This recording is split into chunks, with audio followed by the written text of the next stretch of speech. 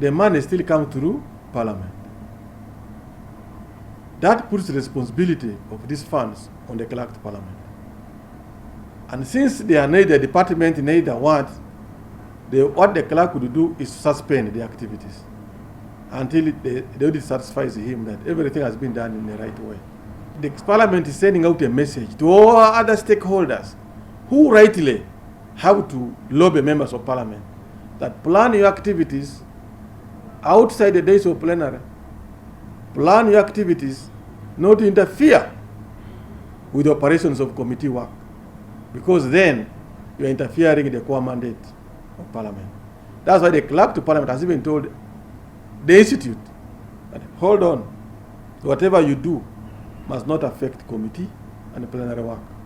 In any case, is naming public institutions a legacy. I hope you're not promoting a situation where tomorrow somebody wakes up and names River Nile after themselves. Is that what you're promoting? No. I don't think so. I don't think so. Even if it is naming, if it is public institutions, personally, I think there must be a national consensus on how it is done. Otherwise, you may get Obore tomorrow. Hey, instead of Parliament of the Republic of Uganda, you say Obore's Parliament of Uganda. Is that good?